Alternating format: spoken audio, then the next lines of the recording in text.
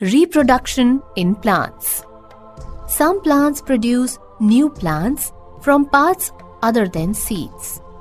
In plants, reproduction takes place by the following methods: reproduction by seeds, reproduction by spores, reproduction by vegetative propagation.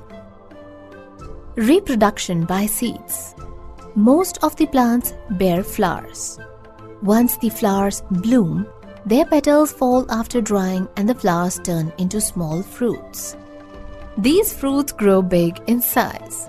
They may have one or many seeds inside them. These seeds give rise to new plants. It is not necessary that all seeds grow into new plants. Some seeds are not matured enough to grow into a plant. Some are destroyed by strong winds or rains. Parts of a seed. Although seeds may differ in size, shape, and color, they have parts which are common. The outermost covering that can be removed is called the seed coat. The main function of the seed coat is to protect the seed. It is of different colors in different seeds. After removing the seed coat, you will see two fleshy seed leaves called cotyledons. Food for the baby plant or embryo is stored in the cotyledons. The baby plant is present between the cotyledons. Some seeds like grams, peas, and beans have two cotyledons. Some seeds are called dicot.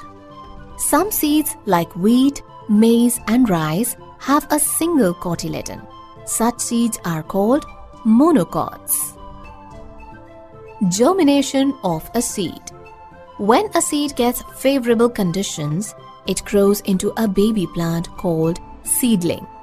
The process of development of a seed into a seedling is called seed germination. Air is needed by the seed for breathing, and moisture is required to make the seed coat soft. Baby plant breaks the soft seed coat and comes out. Stages of seed germination. Seed, when soaked, absorbs water through its hole. On absorbing water, the seed swells and the seed coat becomes soft. A small root comes out of the seed, breaking the soft seed coat. This root is called radicle. It grows downward towards gravity. Later, a small shoot emerges from the seed. It is called plumule. It grows upward. The seed with a small root and shoot is called the seedling. This seedling gets the food from the cotyledons of the seed. As the baby plant grows, it starts developing small green leaves inside the plant. Seed dispersal. The process of scattering of seeds from the mother plant to different places is called seed dispersal. Dispersal of seeds is essential because if all the seeds fall very close to the parent plant, they would not get enough air, water, light, space, and nutrients to grow. They may not grow into healthy plants. Dispersal of seeds by wind. Seeds dispersed by wind are light and small in size. They have hair or wings, so they can be easily carried by the wind. Seeds of cotton, madar, heptage, and dandelion are some examples of this type of seeds. Dispersal of seeds by water. Water acts as an agent of dispersal for the plants which grow near rivers, seas, oceans, or ponds. Dispersal of seeds by animals. Human beings and animals eat fruits like mango, apple, and orange and throw away their seeds, thus helping in their dispersal. Sometimes squirrels take nuts to their hideaway places and bury the nuts. On getting favorable conditions, these nuts grow into new plants. Dispersal of seeds by explosion. Some plants have pods. They burst open and explode on ripening. The explosion force scatters the seeds in all directions.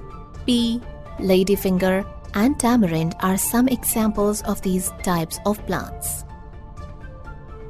Reproduction by vegetative propagation.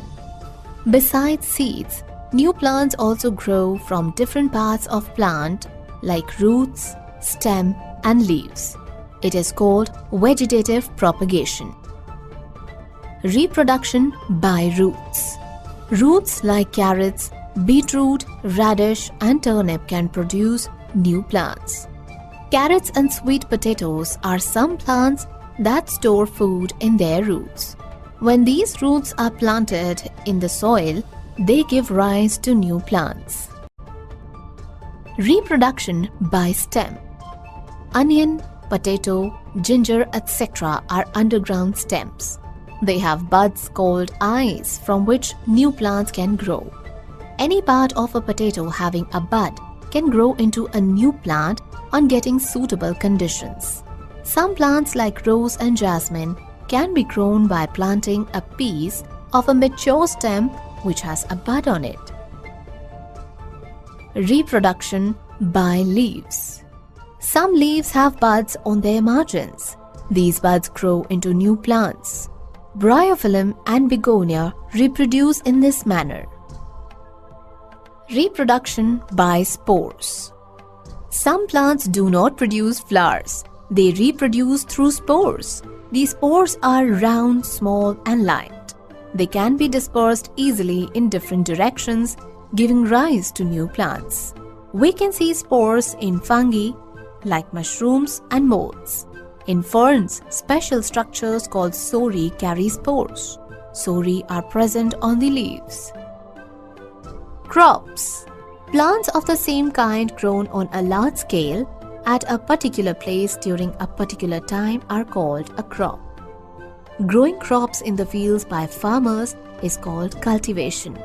Some crops like rice, maize and bajra are grown in summers.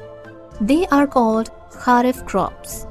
Some crops like wheat and barley are grown in winters. They are called rabi crops. Soil. Soil is an important factor for the growth of plants. Different plants grow well in different types of soil. For a good crop, soil has to be well suited for the crop. Different soils have different capacities of holding water and air. Wheat and maize need alluvial soil, which is rich in humus and nutrients. Rice grows well in loamy and clay soil, which holds lot of water. Jute also grows well in a similar soil. Bajra and jawar grow well in sandy soil. Tea plants grow well in hilly regions. Coconut grows well in coastal regions. Cotton and groundnuts grow well in black soil. Plowing the field. The process of loosening and turning up of soil is called plowing. It is the preparation of soil. Plowing helps in many ways.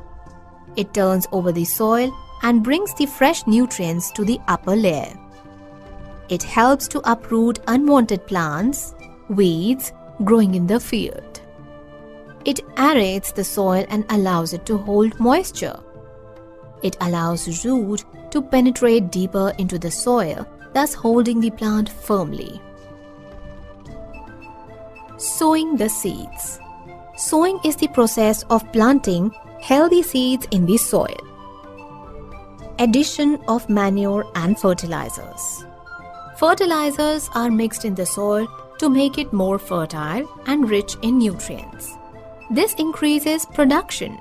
Farmers use fertilizers in the form of manure and chemical fertilizers. Manure is made from the remains of dead and decaying plants and animal waste. Irrigation. We know plants need water for their growth. That is why farmers water crops at the right time and with adequate amount of water. It is called irrigation. Crop protection. The crops need to be protected from grazing animals like cows and goats, pests like grasshoppers and locusts. Harvesting. The cutting down of ripened crops is called harvesting. It is done either manually or with the help of machines. Storage. After harvesting, grains need to be protected against moisture. They have to be kept safe from rats, moles, birds, and insects. Hence, they must be stored in airtight sealed containers. A good crop adds to economy of the nation.